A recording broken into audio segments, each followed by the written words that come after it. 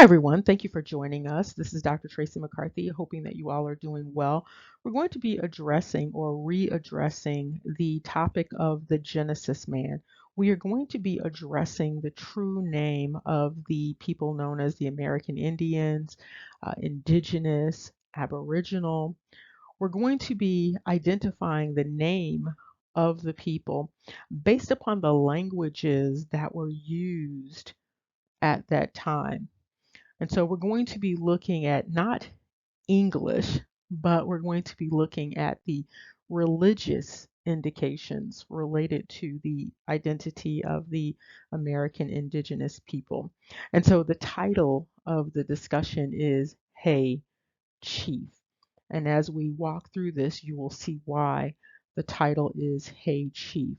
We're going to be addressing one particular language starting off because this particular language is sort of the bedrock for the identity that was given to the American indigenous people, the identity that was understood as emblematic of the indigenous people. Now, what's interesting about this, of course, is that many of the indigenous people have been renamed. They've been given all sorts of names, all sorts of identities that are inconsistent with the original understanding of who the people were. We're not going to be focusing on English for this discussion. Uh, there is a tendency to focus on English because that is the language that most Indigenous people use. And so, what we're going to do, however, is we're going to delve into the ancient languages and what was going on with respect to the identification of the people. And when you look at what was going on with respect to the identification of the people, it's going to come to you that Hey Chief is an appropriate title for this discussion. Now, the identity of the indigenous people has not been lost, but you do hear a variety of names that are used to describe the indigenous people. Indigenous being one name. You might hear endemic, you might hear native, you might hear original, you might hear First Nations. And all of these names are actually correct because what they are pointing to is this construct of beginning. They are pointing to primacy. And so when you look back at some of the language related to Dum Diversis and some of these papal bulls that were issued, it starts to make more sense when you look at the words that they were using and then the actual construct in terms of the understanding of who the people actually were. And so none of those names are wrong. Indigenous, original, even Indian, those are not incorrect names. However, there is an overarching theme that is missing from the discussion and an overarching name that is missing from the names that have been given to the indigenous people. And so it's important to remember that the identity of the indigenous people from the outside was rooted in religion. And so there was a religious understanding of who the indigenous people were. Sometimes you might hear words like pagan or heathen or Saracen, even. And so we're going to deconstruct that so that we get a better understanding of what was really going on. And of course, because there was a colonizer dynamic, there was a desire from the colonizers to sort of downplay this identity and using words like Indian and using words like indigenous and original. Um, in the English, that sort of downplays the religious meaning of the name for the indigenous people. So we're going to look at this religious root. And when you think about who the colonizers were, you know, again, we are going right back to Abraham. And so there is an Abrahamic understanding of the indigenous people. And so those words, original, aboriginal, indigenous, there is a religious root and a religious understanding for those identities. And so we are going to look at a little bit of scripture to get a better understanding of the overarching understanding of the indigenous people of the Americas. And so we're going to start off with this construct of Saracen, and we talked about it before.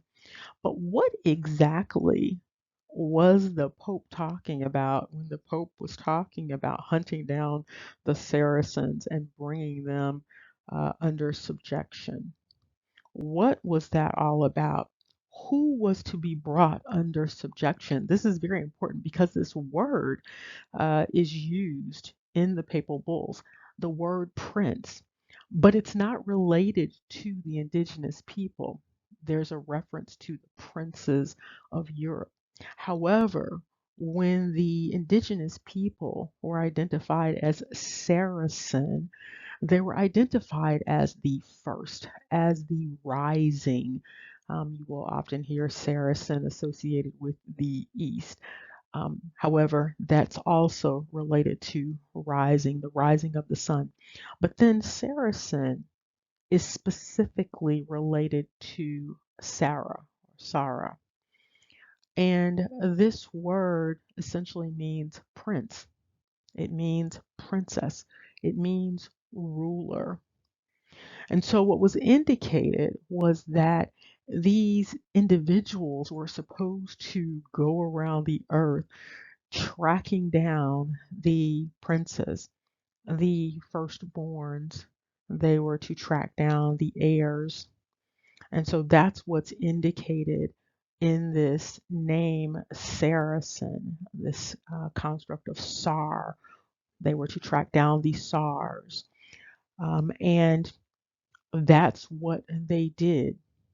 But what happened in the process was that people were given a different understanding of what this Saracen meant.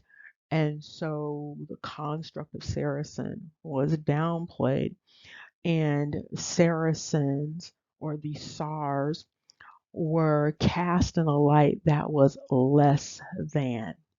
But it's important to remember the language that was used because that's telling you the truth of the people that were tracking down the Saracens, the truth of the people that were usurping the Saracens, the truth of the people that were removing the Saracens. And so they understood themselves as removing the firstborn.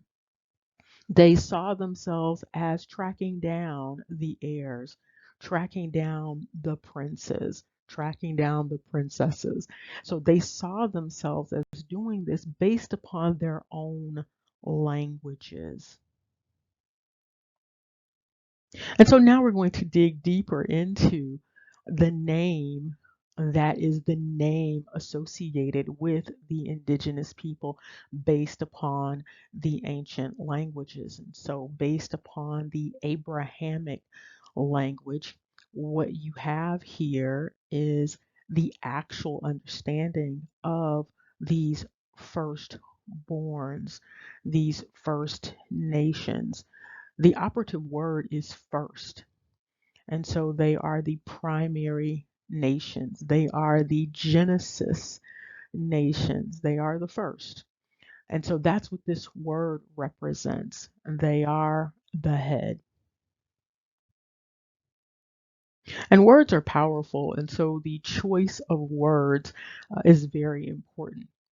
And so using the construct of the Genesis man, that helps you to understand that we are talking about the first man. And that's what that original discussion was about. We're talking about the genetics, and genetics also is about first, genes, genesis, genus, all of that, the first. And so what we're going to be doing is looking at this construct of the first in scripture. We're going to be looking at what would the Pope be thinking about when these papal bulls were issued? Who were the Saracens in this entity's mind? Who were the Saracens in the minds of the colonizers? Because again, there is this religious foundation for this whole dynamic of going throughout the earth and tracking down people and enslaving them.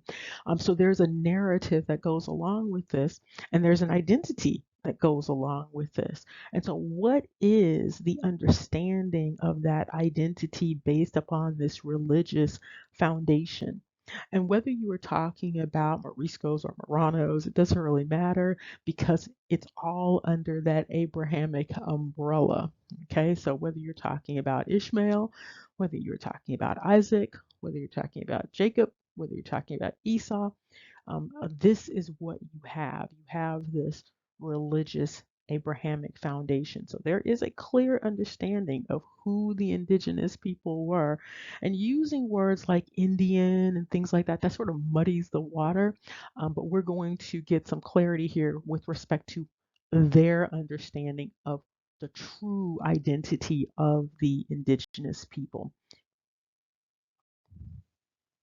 Now, there are all sorts of debates about the origin of the identity known as Indian. There are debates about the identity understood as American.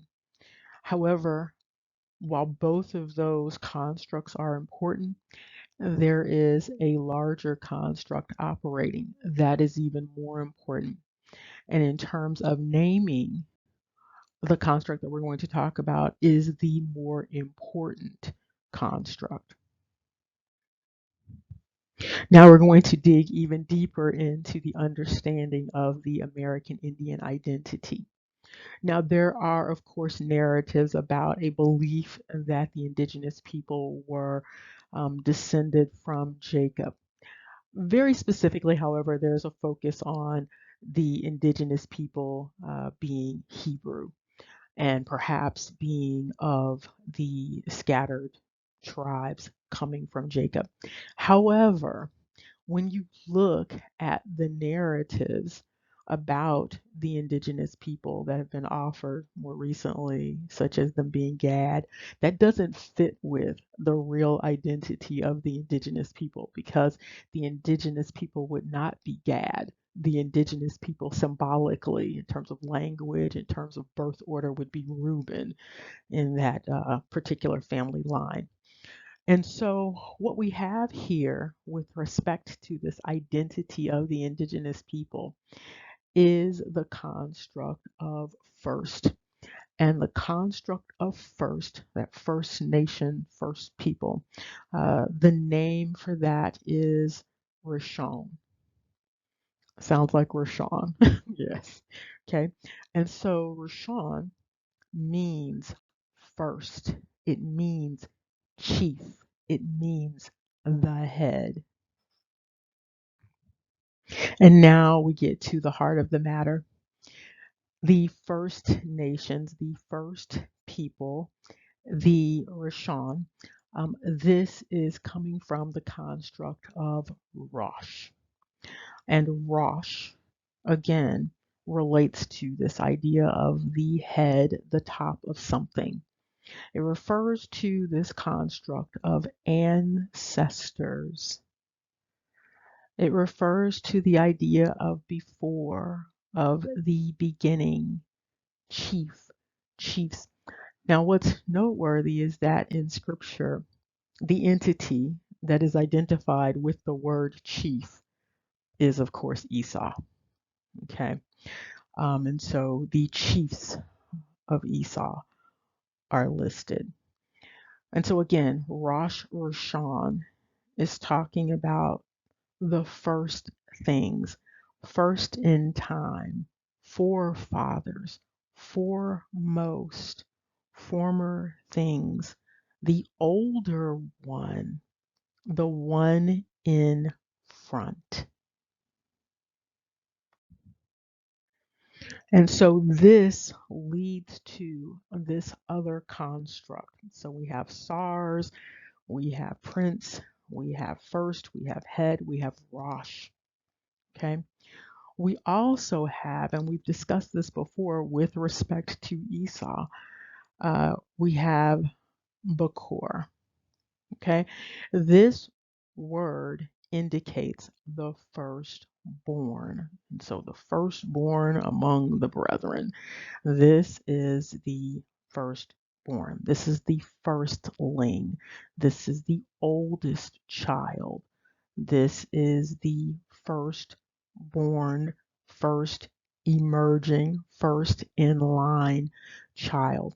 And so that's what the American Indian represents, this idea of being the firstborn. Now, of course, what's interesting in the process is that the indigenous people were renamed, reclassified based upon phenotype in many instances. And so, if a person looked a particular way, they might get a title of white. If they looked another way, they might get a title of black. And then there were the creative uses of Caucasian and African for individuals who were in the Americas when they were not, in fact, from the Caucasus region or from Africa. But of course, remember that Africa is related to Scotland, so don't forget that part. And so, what you have here again is this idea of the Indians, the indigenous, being understood as older in time in terms of ancestry. And so you have that A Adam or Adam dynamic going on in terms of that Y haplogroup. And you also have this understanding of the indigenous people as being the first on the earth. Okay. And so they are firstborn. And another word in terms of English for firstborn or first, the eldest, is chief.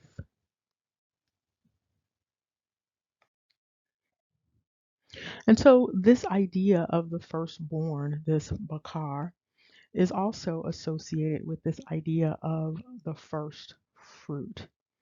And so again, this entity known as American Indian, the indigenous, the ancestors, those entities were understood as, again, the firstborn. And in terms of the scripture understanding of these people that were encountered by Columbus or whoever was doing this encountering, from a religious perspective, they understood these first people, these firstborns, as consecrated. And so they were not just any people, they were the first people. And the religious understanding of the firstborn is that the firstborn is select, and the firstborn is set apart, and the firstborn is consecrated. As you recall, there was the discussion about the firstborn male being representative of the father's strength. There's also an understanding of the firstborn as the entity that opens the mother's womb. And so the firstborn is very important, whether we are talking about from the mother's perspective or from the father's perspective. And so, with respect to scripture, with respect to the Pope, with respect to Dum Diversus, with respect to the doctrine of discovery, what you have is a taking from the firstborn. You have a taking of the inheritance of the firstborn. You have a usurping of the firstborn. Now, of course, we've talked about the narratives in scripture where the firstborn is repeatedly usurped in scripture. Starting off in Genesis, this usurpation is a pattern in scripture. And so, what has taken place with the American Indians, with the indigenous people, with the Aboriginals, and some people are uncomfortable with Aboriginal, but Aboriginal simply means coming from the original, so an offshoot of the original, a branch, a leaf from the trunk of the tree. And so it's not as negative as many people might believe it is. It simply means that you are of the original and not of something else. And so again, this idea of Bakar, this idea of firstborn, indicates that the indigenous people of the Americas, the indigenous people anywhere of first, they would be considered chief. They are principal. They are primary. The other word associated with the American indigenous people is Risha. Okay, so Risha meaning beginning time, early in time.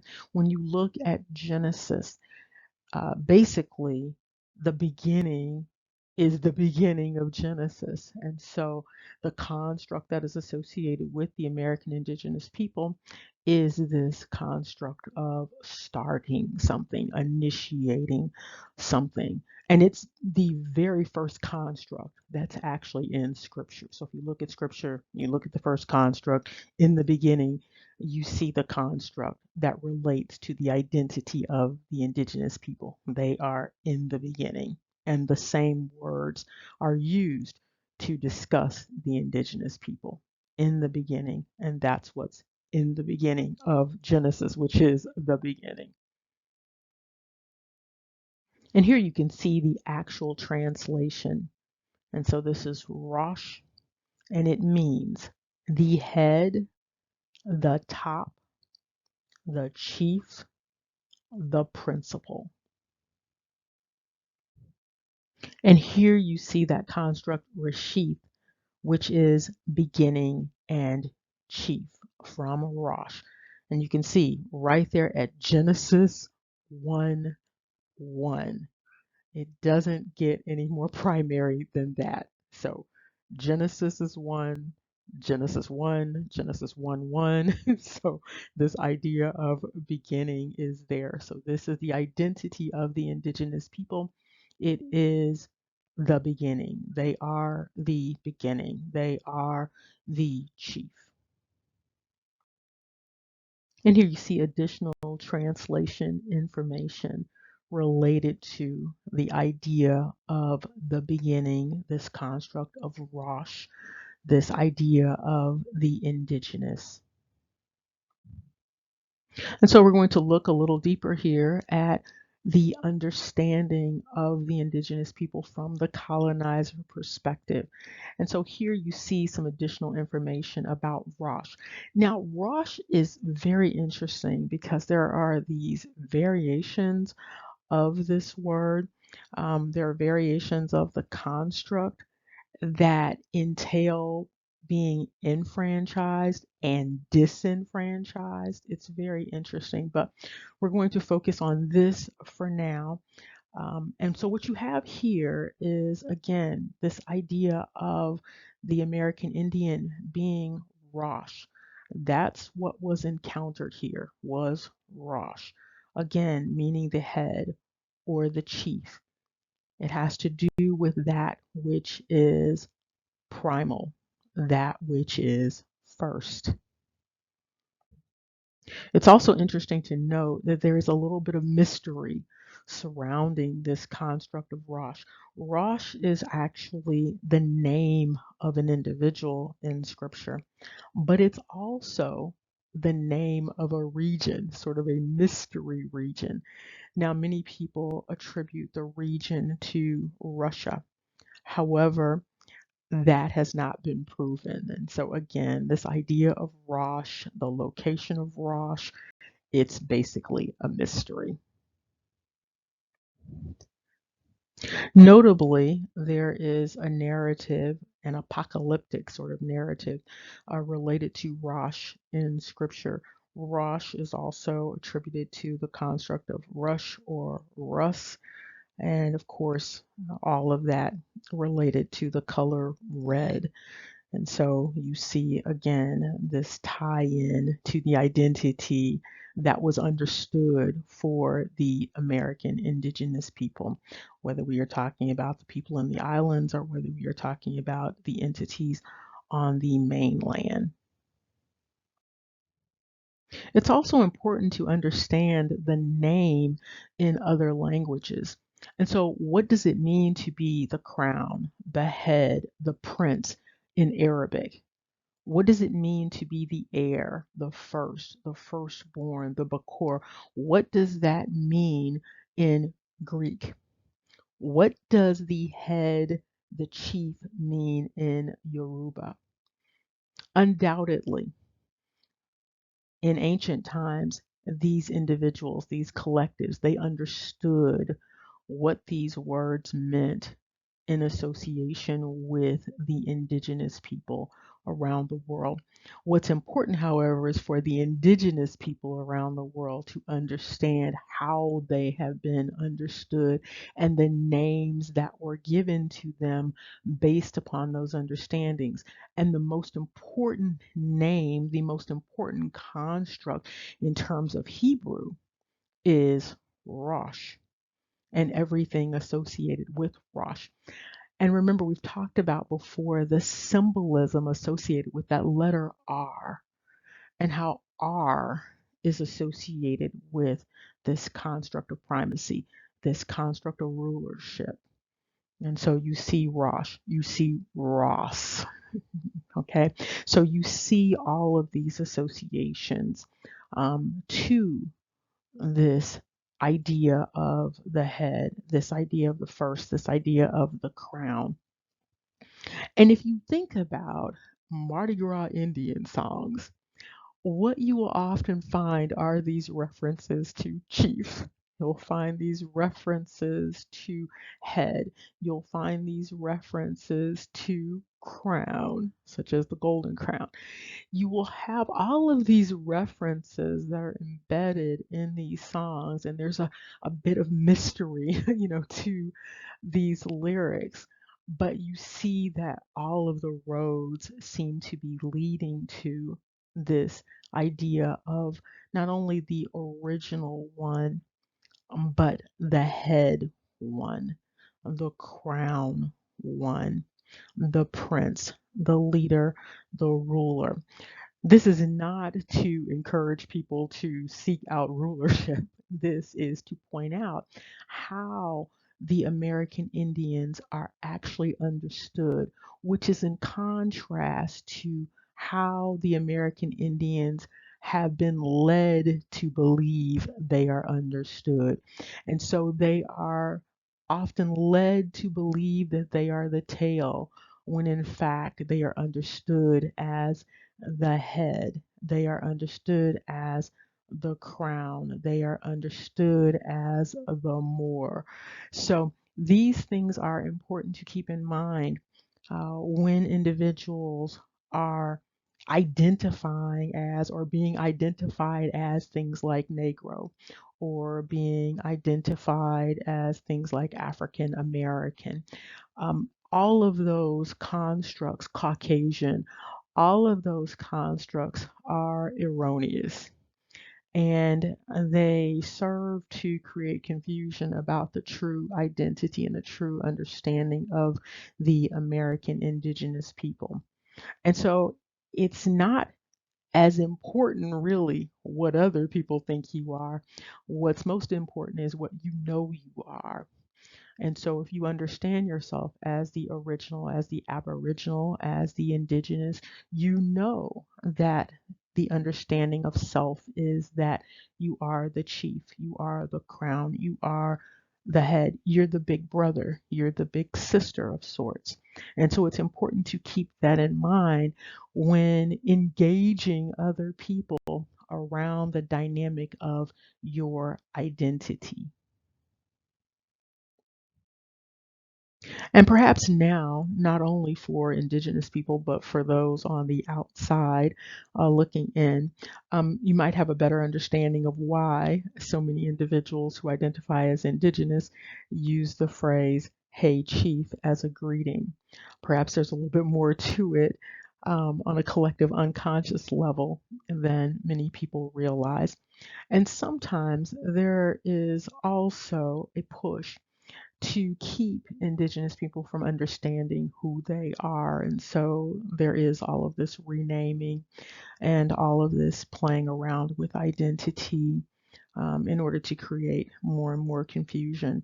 But it doesn't matter because the firstborn is the firstborn is the firstborn. You can have many other subsequent births.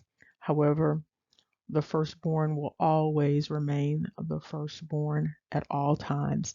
And so, in other words, Esau is always the firstborn. Ishmael is always the firstborn. And that may be uncomfortable for some people who need to believe another narrative, um, but it is what it is. And the scripture even addresses this issue of the firstborn and the firstborn receiving a double portion of the inheritance, not the firstborn losing in the inheritance, which is what has habitually happened.